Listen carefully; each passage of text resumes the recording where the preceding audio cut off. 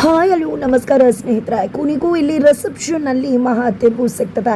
ಹಾಗಿದ್ರೆ ಏನಾಯಿತು, ಏನು ಕಥೆ, ಇಲ್ಲಿ ಸತ್ಯವೇ ಸ್ಫೋಟಗೊಳ್ತಿದ್ಯಾ? ಇದನ್ನು ಎಲ್ಲವನ್ನ ಕೂಡ ತಿಳ್ಕೊಬೇಕು ಅಂದರೆ ಈಗಲೇ ನಮ್ಮ ಈ ಚಾನಲ್ನ ಸಬ್ಸ್ಕ್ರೈಬ್ ಮಾಡಿ, ಹಾಗೆ ಈ ಒಂದು ವಿಡಿಯೋವನ್ನು ಪೂರ್ತಿಯಾಗಿ ನೋಡೋದನ್ನು ಯಾವುದೇ ಕಾರಣಕ್ಕೂ ಕೂಡ ಮರಿಬೇಡಿ.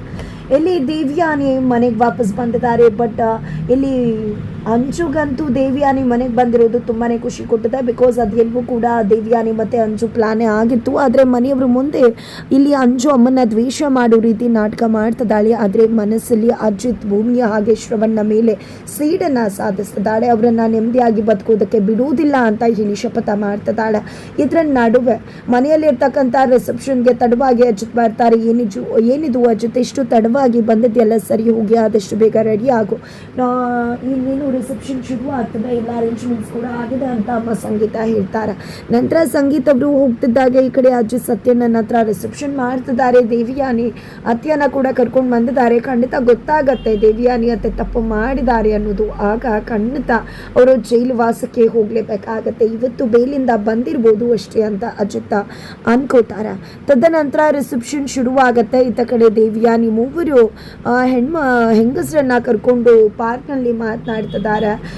ನೀವು ತುಂಬ ಥ್ಯಾಂಕ್ಸ್ ಮೊನ್ನೆ ಗಲಾಟೆ ಮಾಡೋದಕ್ಕೆ, ಆ ರಿಸೆಪ್ಷನ್ ನಿಲ್ಲಿಸೋದಕ್ಕೆ ಅಂದಾಗ. ಅಯ್ಯೋ, ನೀವು ತಪ್ಪೇ ಮಾಡಿದ್ರೆ ನಿಮ್ಮ ಮೇಲೆ ಈ ರೀತಿ ಕಂಪ್ಲೇಂಟ್ ಲಾಂಚ್ ಮಾಡಿ ನಿಮ್ಮನ್ನು ಅರೆಸ್ಟ್ ಮಾಡೋದು ಅಂದರೆ ಎಷ್ಟು ಸರಿ, ಅದು ಖಂಡಿತ ಈ ರೀತಿ ಇರಬಾರ್ದು ಅಂತ ಹೇಳಿ ಆ ಹೆಂಗಸರು ಹೇಳ್ತಾರೆ. ಅಯ್ಯೋ ಪರವಾಗಿಲ್ಲ ಬಿಡಿ, ಏನು ಮಾಡೋಕ್ಕಾಗತ್ತೆ, ಅಜ್ಜಿತ್ಗೆ ಮೊದಲಿಂದ ಕೂಡ ನನ್ನ ಕಂಡ್ರೆ ಆಗೋದಿಲ್ಲ, ಏನಾದರೂ ಮಾಡ್ತಾನೆ ಇರಬೇಕು ಅಂತ ಯಾವಾಗಲೂ ಯೋಚಿಸ್ತಾ ಇರ್ತಾ. ಅದೇ ರೀತಿ ಮದುವೆ ಬರೋದನ್ನು ಕಾಯ್ತಿದ್ದ ಅನಿಸುತ್ತೆ. ಸುಮ್ಮನೆ ಸುಳ್ಕಿ ಸಾಕಿದ್ದೆ, ನನ್ನನ್ನು ಅರೆಸ್ಟ್ ಮಾಡಿ ಕರ್ಕೊಂಡು ಹೋದ.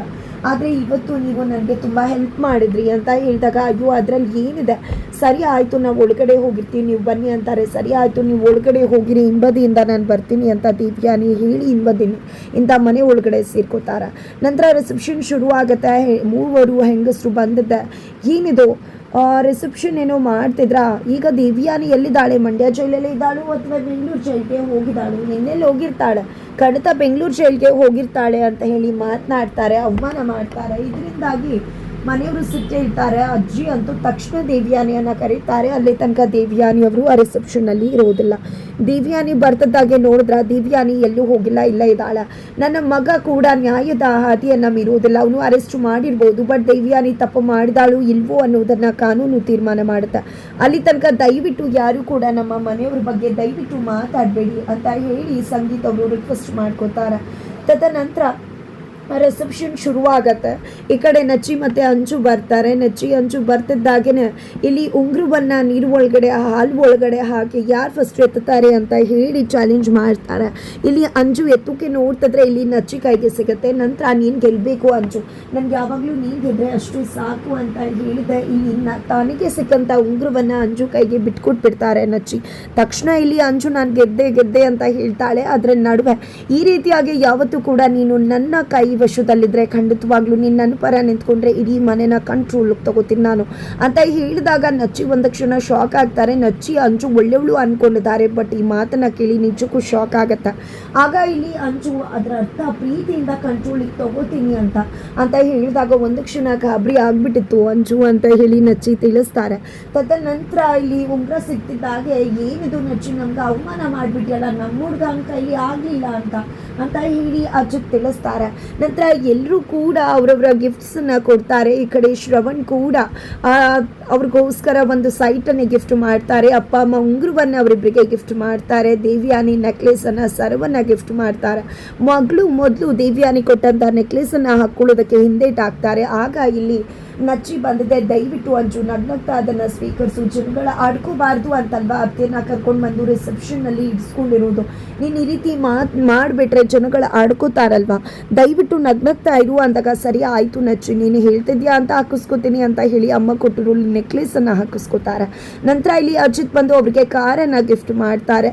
ಇಲ್ಲಿ ಭೂಮಿ ಜೊತೆ ಬರೋದಿಲ್ಲ, ಒಬ್ಬನೇ ಬಂದಾಗ ಏನಿದು ನೀನು ಒಬ್ಬನೇ ಗಿಫ್ಟ್ ಮಾಡ್ತೀಯಾ ಅಂತ ಹೇಳಿ ಅಮ್ಮ ಬೈತಾರೆ. ಬಾಮ್ಮ ನೀನು ಕೂಡ ನಿನ್ನ ಜೊತೆಗೆ ಕೊಡ್ತೀನಿ ಅಂತ ಅಜಿತ್ ಹೇಳಿದಾಗ, ಏನು ಮಾತಾಡ್ತಿದ್ಯಾ ಅಜಿತ್ ಅಂತ ಸಂಗೀತ ಅವರು ರೇಗ್ತಿರ್ತಾರೆ. ಆ ಕಡೆ ಭೂಮಿ ನನ್ನನ್ನು ಕರೀರಿ ಅಂತ ಸನ್ನೆ ಮಾಡ್ತಾರೆ.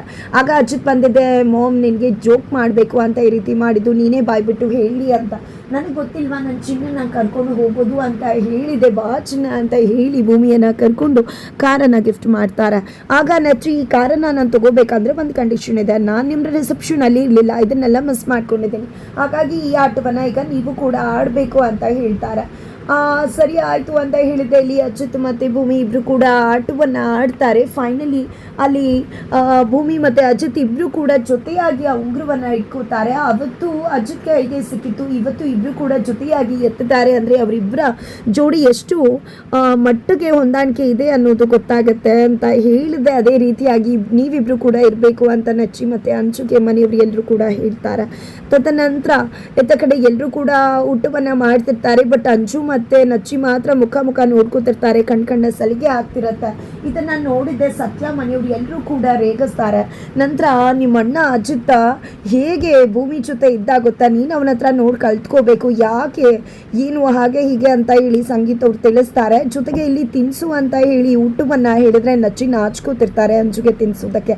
ಅದೇ ಸಮಯದಲ್ಲಿ ಅಜಿತ್ ಮತ್ತು ಭೂಮಿ ವಿಷಯ ಹೇಳೋದು, ಅವರಿರೋ ಕಡೆ ನಮಗೆ ಹೋಗೋದು ಕಷ್ಟ ಆಗತ್ತೆ, ನಿಮ್ಮಣ್ಣ ಹೇಗೆ ಚಿನ್ನ ಅಂತ ಅಂದ್ಕೊಂಡು ಯಾವಾಗಲೂ ಕೂಡ ಬೆಕ್ಕಿನ ಥರ ನಿಮ್ಮ ಅತ್ತಿಗೆ ಹಿಂದೆನೇ ತಿರುಗ್ತಾ ಇದ್ದ ಗೊತ್ತಾ, ಯಾವ ರೀತಿ ಮಾತಾಡ್ತಿದ್ದ ಗೊತ್ತಾ, ಅವ್ರು ಇರೋ ಜಾಗಕ್ಕೆ ನಮಗೆ ಹೋಗೋದು ಕಷ್ಟ ಆಗ್ತಿತ್ತು ಅಂತೆಲ್ಲ ಹೇಳ್ತಿರ್ತಾರೆ. ಅಮ್ಮ ಸುಮ್ಮನೆ ಇರ್ತೀಯ ಹಾಗೆ ಹೀಗೆ ಅಂತ ಅಜಿತ್ ಹೇಳ್ತಾರೆ. ಅವನಿಗೂ ಕೂಡ ಗೊತ್ತಾಗಲಿ ಅಂತ ಹೇಳ್ತಿದ್ದೇನೆ ಕಣು ಅಂತ ಹೇಳಿ ಇಲ್ಲಿ ಅಮ್ಮ ತಿಳಿಸ್ತಾರೆ. ನಂತರ ಇಲ್ಲಿ ಅಜಿತ್ ಕೂಡ ಭೂಮಿಗೆ ಊಟವನ್ನು ಮಾಡಿಸ್ಬೇಕು ಅಂತ ಹೇಳಿ ಸತ್ಯವರು ಹೇಳ್ತಾರೆ. ಆಗ ಎಲ್ಲರೂ ಕೂಡ ಹೌದು ಹೌದು ಅಂತಾರೆ.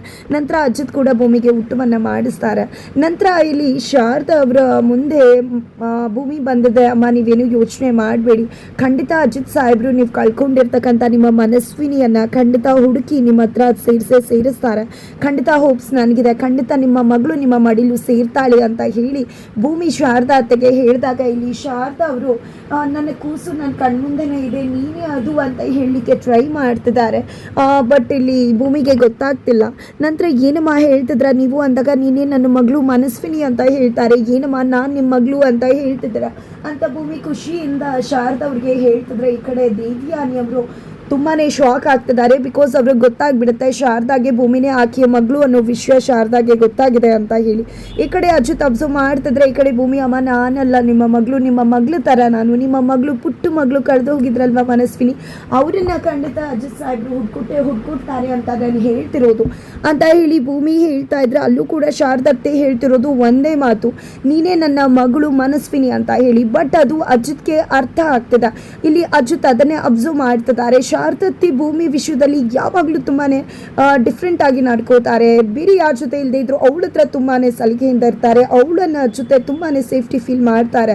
ಈಗಲೂ ಕೂಡ ಮಗಳು ಅಂತಾರೆ, ಮಗಳು ಅನ್ನೋ ಅರ್ಥದಲ್ಲ ಅಥವಾ ಅವಳೇ ಮನಸ್ವಿನಿ ಅನ್ನೋ ಅರ್ಥದಲ್ಲ ಅಂತ ಹೇಳಿ ಅಜಿತ್ಗೆ ಅನುಮಾನ ಶುರುವಾಗಿದೆ. ಈ ಕಡೆ ದೇವಿಯಾನಿ ಅದನ್ನ ಡೈವರ್ಟ್ ಮಾಡುವುದಕ್ಕೆ ಮುಂದಾಗ್ತಿದ್ದಾರೆ. ಇದು ಅಜಿತ್ಗೆ ಮತ್ತಷ್ಟು ಅನುಮಾನ ತರಿಸ್ತದ.